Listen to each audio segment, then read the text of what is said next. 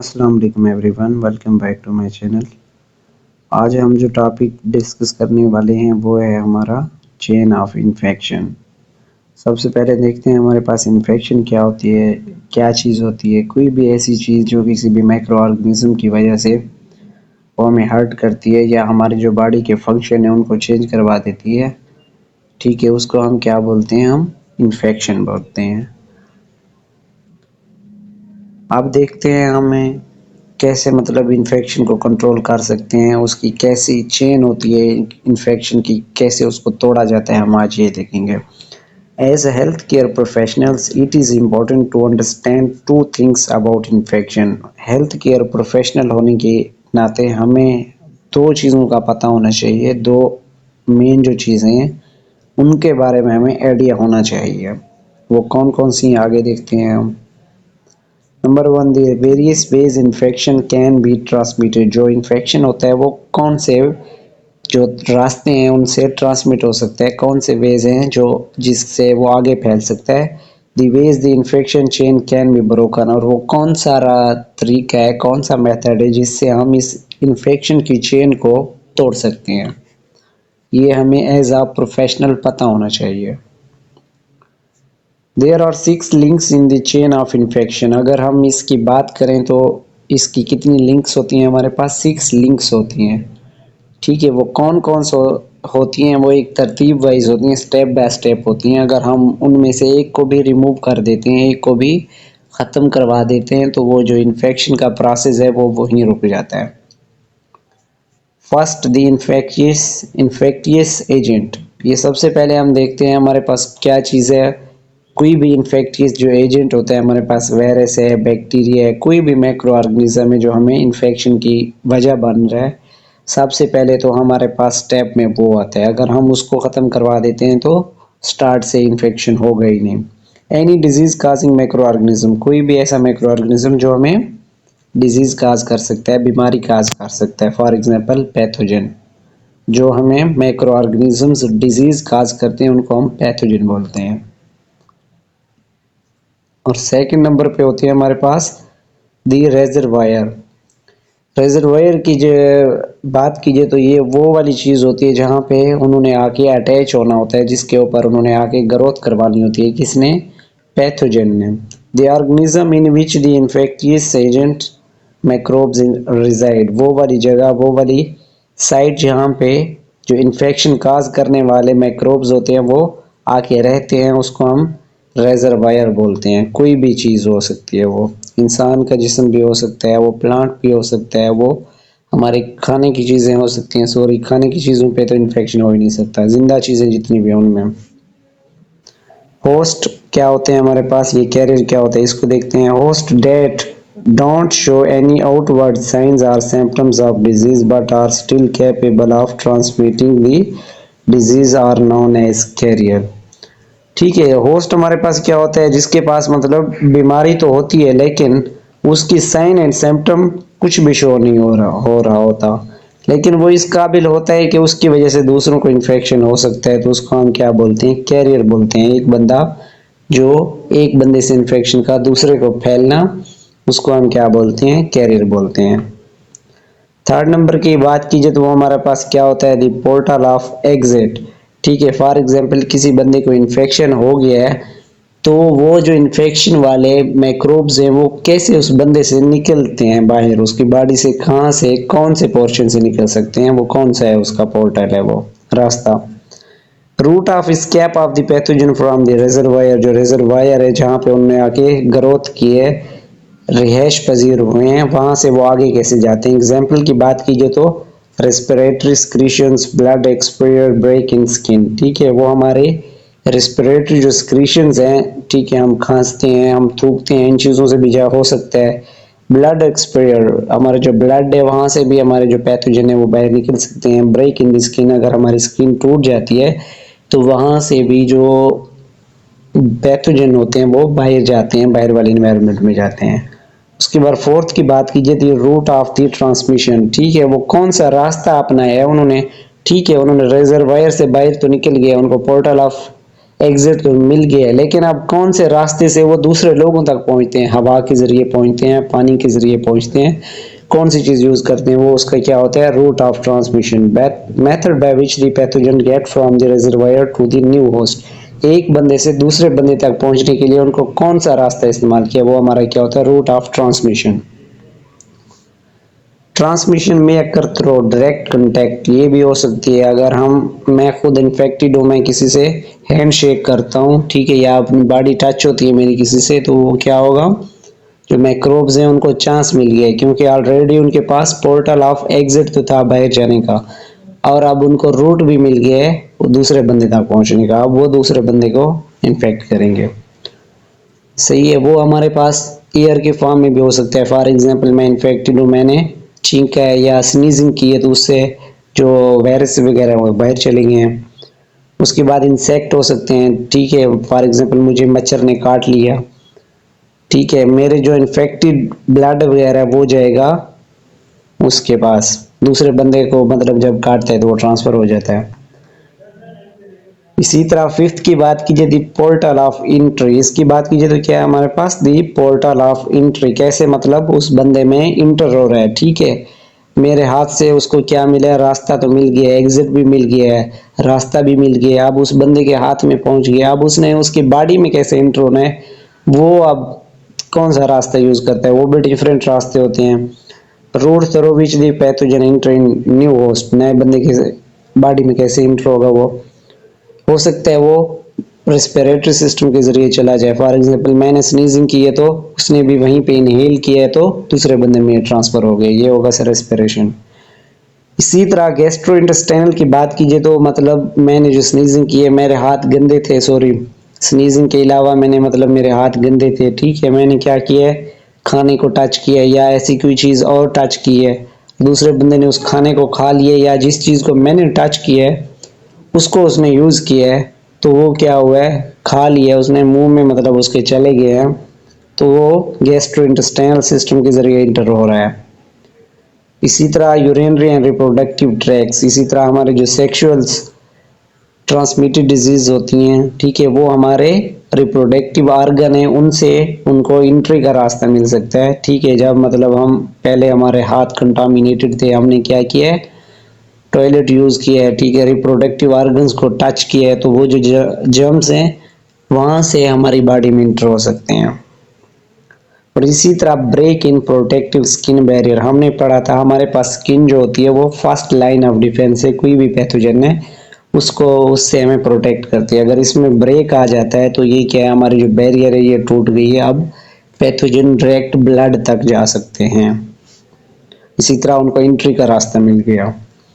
और six number की बात कीजिए तो ये क्या होती है हमारे पास? दी ससेप्टिबल होस्ट, इसकी बात कीजिए तो वो वाले कोई भी ऐसा बंदा जो पैथोजन के सबसे पहले निशाने पर आता है, सबसे पहले निशाने पर होता है, मतलब आसान होता है उनके ऊपर अटैक करना, वो क्या होते हैं हमारे पास? ससेप्टिबल होस्ट होते हैं। फॉर एग्जांपल एक नौजवान है तो उसकी इम्यूनिटी स्ट्रांग है बानिस्बत बच्चे के या बूढ़े के।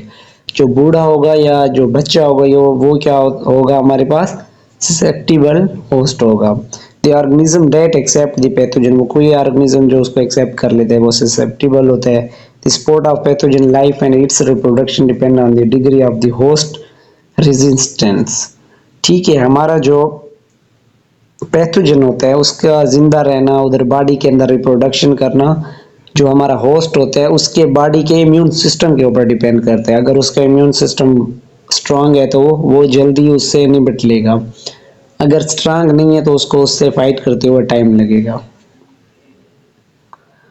अब ऑर्गेनिज्म ये थे हमारे पास, 6 चेन थी हमारे पास इन्फेक्शन की, कैसे हमारे पास इन्फेक्शन आता है, कैसे कैसे हम इसको तोड़ सकते हैं। अगर इनमें से एक भी हम स्टेप को ब्रेक कर दें तो उससे आगे वो नहीं होगा। फॉर एग्जांपल हम एक बंदे को इन्फेक्शन तो हो गया लेकिन उसको हम पोर्टल ऑफ एंट्री नहीं देते तो उससे इन्फेक्शन आगे नहीं फैलेगा, ठीक है। अगर पोर्टल ऑफ एंट्री भी दो उसको, सॉरी, पोर्टल ऑफ एग्जिट भी मिल गया लेकिन हम उसको रूट ऑफ ट्रांसमिशन नहीं देते कि वो आगे दूसरे लोगों तक जाए, तब भी वो वहीं का वहीं खत्म हो जाएगा। तो ये हमारे पास 6 जो चेन है बहुत अहम है किसी भी इन्फेक्शन को कंट्रोल करने के लिए। Organism with strong immune system are better able to defend off pathogen. ठीक है, वही बात है, जिन बंदों का इम्यून सिस्टम स्ट्रांग होता है वो पैथोजन के खिलाफ अच्छी तरह लड़ पाते हैं। ठीक है, वो जल्दी बीमार नहीं होते। इसी तरह organism with weakened immune system are more vulnerable to support and reproduction of the pathogen. ठीक है, वो वाले लोग जो क्या होते हैं जिनका इम्यून सिस्टम वीक होता है, फॉर एग्जांपल बच्चे हैं या बूढ़े हैं, तो वो क्या है ज़्यादा रिस्क पे होते हैं। वल्नरेबल की बात कीजिए तो रिस्क पे होते हैं। ठीक है, वहाँ पे पैथोजन जल्दी रिप्रोडक्शन करते हैं। ठीक है, उसको जल्दी बीमार कर देते हैं। How to interrupt the chain of the infection, जो हमने चेन पढ़ी है हम इसको कैसे ख़त्म कर सकते हैं। ठीक है, हम अगर इसको ख़त्म करेंगे तो हमारा इन्फेक्शन ख़त्म होगा। The essential part of the patient care and self protection. ठीक है, जो पेशेंट की केयर के लिए हमें और हमारे खुद की प्रोटेक्शन के लिए भी लाजमी होता है। पैथोजन आइडेंटिफिकेशन नंबर 1 पे आती है हमारे पास। सबसे पहले हमने पैथोजन के बारे में जानना है, ये कौन सा है, वायरस है, बैक्टीरिया है, प्रोटोजोआ है, किस टाइप का है। ठीक है, ये हमारे पास ये मतलब सेवियर है या किस टाइप का है। Identification of the infectious agent and appropriate treatment. ठीक है, वो कौन सा हमारे पास इन्फेक्शियस एजेंट है और उसका प्रॉपर ट्रीटमेंट क्या होगा। उसके बाद आ जाते हैं हम हेजन चेक करते हैं, सेप्सिस और हेजन देखेंगे, मतलब वो जो चीज़ है स्टेराइल हो सकती है, अगर हम उसको स्टेराइल रखते हैं, साफ रखते हैं, तो उस चीज़ को हम ब्रेक कर सकते हैं। ठीक है, उसको रास्ते नहीं मिलेगा। Potential host and carrier must practice sepsis and maintain proper personal hygiene. ठीक है, जो होस्ट होता है जिसको मतलब बीमार हुआ है, लेकिन जो कैरियर होता है, फॉर एग्जांपल हम हेल्थ वर्कर सबसे बड़े कैरियर होते हैं, क्योंकि हमारा वास्ता हर एक टाइप के इन्फेक्शन से पड़ता है, लोगों से पड़ता है। मतलब फॉर एग्जांपल एक बंदा किसी इन्फेक्शन के साथ है तो हम उसको टच करने के बाद दूसरे को टच करते हैं जाके। अगर हम प्रॉपर तौर पे अपनी प्रिवेंशन नहीं करते, खुद को मतलब कवर नहीं करते, प्रोटेक्ट नहीं करते, तो हमारे जो जर्म्स वगैरह हैं हमें तो मतलब वो ख़राब करेंगे, लेकिन एक बंदे से हम दूसरे को ट्रांसफ़र कर रहे हैं, ऐसा हम कैरियर का काम कर रहे हैं। तो हमें क्या है, हर एक बंदे को टच करने के बाद अपने हाथों वगैरह को धोना चाहिए और उसके बाद में दूसरे बंदे को चेक करना चाहिए। उसके बाद थर्ड की बात कीजिए तो कंट्रोल पोर्टल ऑफ एग्जिट। ठीक है, फॉर एग्जांपल एक बंदे को कोविड हो गया, हम क्या करते हैं, हम कहते हैं भाई आपने अब N95 मास्क लगाना है। इसका मतलब क्या है, अब वो तो बंदा इन्फेक्टेड है, लेकिन हम कोरोना को उससे बाहर जाने का चांस ही नहीं दें कि वहाँ से उसकी बॉडी से निकलकर दूसरे लोगों को वो इन्फेक्ट कर सके। Health care personal must practice standard precautions. जो हेल्थ केयर पर्सनल होते हैं, जो हम हैं, नर्सिस हैं, ठीक है, या कोई भी हमारे जो फील्ड के होते हैं हेल्थ में, उनके लिए ये लाजमी होता है कि वो प्रिकॉशन वगैरह जितनी भी होती है, हमारे पीपीई पर्सनल प्रोटेक्टिव इक्विपमेंट जो यूज़ करते हैं, गॉन्स हो गए, ग्लव्स हो गए, ठीक है, ये सारी चीज़ें हमें इस्तेमाल करनी चाहिए। उसके बाद control body secretions and wash hand according to protocol. जैसे हमारा एक मेथड होता है हाथ धोने का, वैसे ही हमने हाथ धोने हैं और जितनी भी बॉडी की स्क्रीशन है उनको भी कंट्रोल रखना है। उसके बाद फोर्थ नंबर की बात कीजिए तो prevent a route of transmission. ठीक है, वहाँ से निकल तो गया है, लेकिन हम अगले बंदे का चांस ही ना दें कि उसकी बॉडी में इंटर हो सके। प्रॉपर हैंड वॉशिंग, हमने हाथ प्रॉपर धो दिए, सही है। डिसइंफेक्शन एंड स्टेरिलाइजेशन टेक्निक, हमने इन्फेक्शन को ख़त्म करने वाली और स्टेराइल टेक्निक यूज़ की है, जिसमें मतलब जर्म्स वगैरह एब्सेंट हो। Isolation of infected patients. ठीक है, आइसोलेशन, उस बंदे को क्या किया हमने, बाकी लोगों से अलग कर दिया है, ये हमारी आइसोलेशन होती है। Not working when contiguous. ठीक है, तब हम मतलब काम नहीं करते जब ख़राब है, ठीक है, सफाई नहीं है, तो हम उस टाइम काम नहीं करें। नंबर 5 की बात कीजिए तो प्रोटेक्ट पोर्टल ऑफ एंट्री। या क्या कर सकते हैं हम, जो एंट्री का पोर्टल है उसको हम कवर करवा देते हैं। फॉर एग्जांपल किसी बंदे को मतलब जर्म्स जो हैं वो सांस के ज़रिए जा रहे हैं, रेस्पिरेटरी सिस्टम के ज़रिए जा रहे हैं, तो हम क्या करते हैं, उसको मास्क लगवा देते हैं। इसी तरह हम जर्म्स को मौका नहीं देते कि बॉडी के अंदर वो इंटर हो। Health professional must make sure that ports of entry are not subject to pathogen. ठीक है, हमारा कोई भी मतलब स्किन में ब्रेक नहीं होना चाहिए, हमारा माउथ कवर होना चाहिए। ठीक है, जितनी भी हमारी चीज़ें हैं ये कवर हों, nose, mouth, eyes, urinary tract, open wounds, ये सारी कवर होनी चाहिए। इसी तरह recognition of the susceptible host, हम उनको कैसे पहचान सकते हैं। For example health professional must recognise and protect high risk patient. ठीक है, फॉर एग्जांपल कोई ऐसे इन्फेक्शन वाला एरिया है ठीक है, जहाँ पे बहुत ज़्यादा जर्म्स वगैरह हैं, तो हम क्या करेंगे, वहाँ पे बच्चों और बूढ़ों को हमने बिल्कुल नहीं जाने देना, या वो वाले लोग जिनकी इम्यूनिटी वीक होती है, हम उनको पहचान सकें भाई ये लोग ज़्यादा बीमार होने के चांसेस हैं इनको, तो हमने इनको उधर नहीं जाने देना। इसी तरह हम, ठीक है, हमारे पास ज़्यादा चांसेस कौन से पेशेंट वाले होते हैं, वो ज़रा हम बीमारियां देखते हैं। कैंसर पेशेंट है, वो भी बीमारी के ज़्यादा चांसेस होते हैं उनको। एड्स का पेशेंट है, क्योंकि एड्स की कोई भी हमारी जो बॉडी है उसका इम्यून सिस्टम काम ही नहीं करता। ट्रांसप्लांट पेशेंट्स, ऐसे पेशेंट जिसमें किडनी वगैरह ट्रांसप्लांटेशन होती है या कोई और ऑर्गन ट्रांसप्लांट होता है। इन्फेंट एंड एल्डरली पेशेंट्स, ठीक है, जो बच्चे होते हैं या जो बूढ़े होते हैं उनको भी। Remember, breaking the chain of infection is the responsibility of each health professional। हमें ये बात याद रखनी चाहिए, ठीक है, कि हमारी एक रिस्पॉन्सिबिलिटी है एज अ हेल्थ प्रोफेशनल कि हम इस चेन बनी हुई इन्फेक्शन की उसको ब्रेक करें। जब हम इसको ब्रेक करेंगे तब भी हम अपने पेशेंट का ट्रीटमेंट कर सकेंगे। ठीक है, आगे हम अपना जो टॉपिक है हमारा आइसोलेशन वो स्टार्ट करते हैं। हम अपना नेक्स्ट टॉपिक जो हमारा चेन ऑफ इन्फेक्शन के साथ रिलेटेड करता है, ठीक है, जिसका नाम है आइसोलेशन, उसको हम देखते हैं। उसके ऑब्जेक्टिव की बात कीजिए तो सबसे पहले हम देखेंगे डिफाइन आइसोलेशन। आइसोलेशन की तारीफ क्या है, identify types of isolation, relate isolation to the chain of infection, cycle, identify nursing responsibility in each type of isolation। ठीक है, सबसे पहले हम इसकी पर्पस की बात करते हैं। तो पर्पस क्या होता है हमारे पास, आइसोलेशन का मतलब होता है किसी पेशेंट को दूसरे पेशेंट से अलग कर देना। जैसे हमने 6 लिंक्स पढ़ी है ना, चेन पढ़ी है, इसी तरह हम जब एक बंदे को इन्फेक्टेड पर्सन है उसको बाकी लोगों से अलग कर देते हैं तो हम क्या करते हैं, इस चेन को ब्रेक कर देते हैं। ना ही मतलब उस बंदे से बाहर जा सकते हैं जर्म्स, ठीक है, अगर वो जाते हैं तो दूसरे लोग उससे नहीं मिल रहे, कांटेक्ट नहीं कर पाता। ये होती है हमारे पास आइसोलेशन। कोई भी एक ऐसा बंदा जिसको बीमारी कंफर्म हो गई होती है, मतलब ये किसी ऐसी बीमारी में मुब्तला है जो दूसरे लोगों में फैल सकती है। फॉर एग्जांपल जैसे कोविड में हम करंटीना बिठा देते थे, उनको अलग एक रूम में बिठा देते थे। ठीक है, इसके पर्पस की बात कीजिए, मकसद की बात कीजिए तो वो क्या होता है, patients are placed in isolation for one of 2 reasons. एक या दो वजूहात होती हैं जिसकी वजह से हम लोगों को क्या करते हैं, सेपरेट कर देते हैं बाकी लोगों से, उनके साथ उठने बैठने नहीं देते।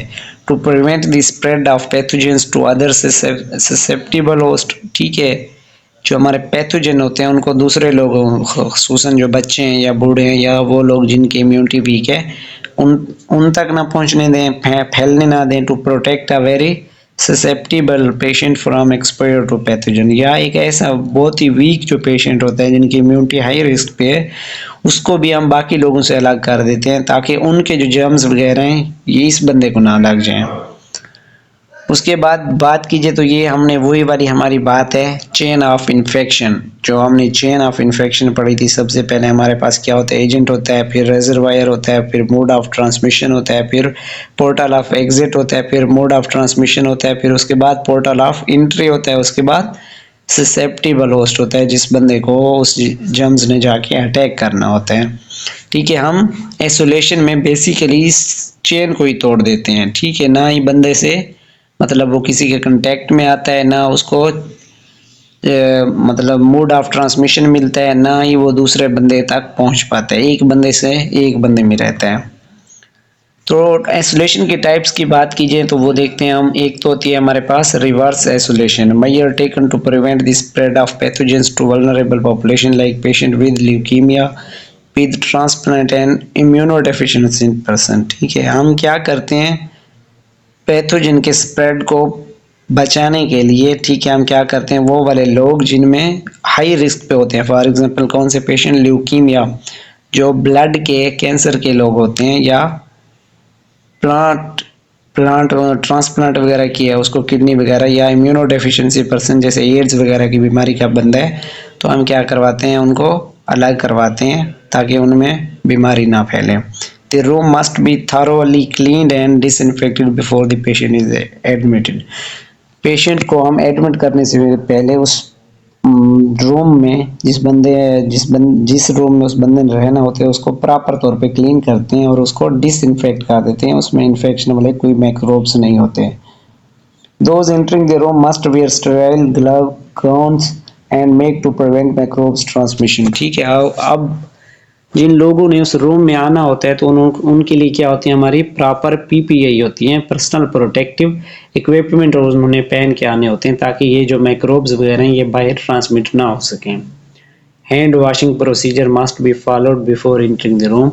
जो भी बंदा आता है तो उसको हम कहते हैं भाई सबसे पहले आप अपने हाथ धो लें, क्योंकि हमारे हाथ ही सबसे ज़्यादा, हेल्थ वर्कर के जो हाथ होते हैं वो सबसे ज़्यादा इन्फेक्शन फैलाने के चांसेस होते हैं उसमें, क्योंकि वो डिफरेंट पेशेंट्स को टच करते हैं।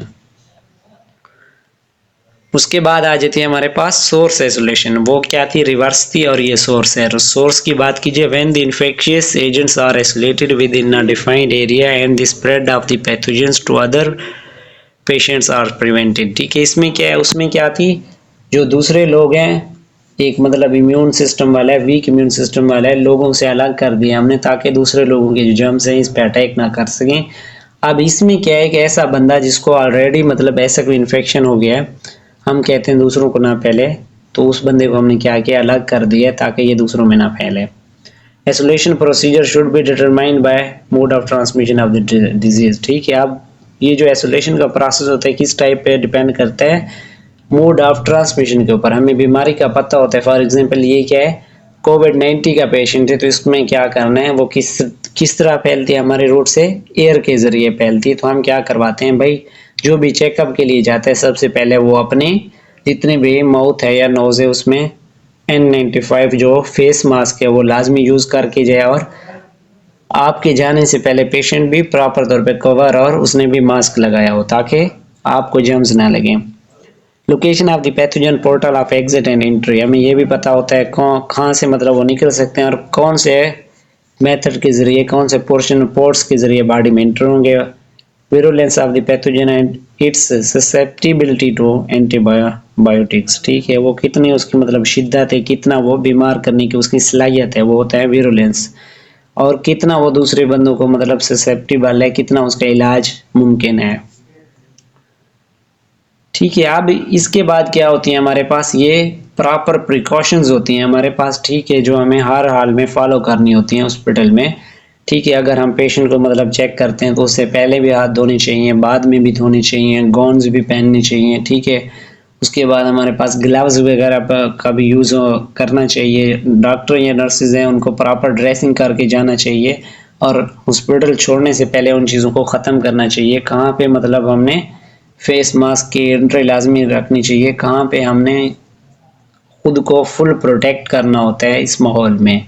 अब ये जितनी भी तस्वीरें हैं इसमें वही प्रिकॉशंस हैं जिससे हम मतलब बच सकते हैं। कांटेक्ट की है, हमारी सांस की है, हमारे दूसरे जो पोर्टल ऑफ एंट्री हैं उनकी है, उसमें हम ये देखते हैं। Thank you so much. आज का था हमारा ये लेक्चर, उम्मीद है आप सबको समझ में आया होगा। Thank you.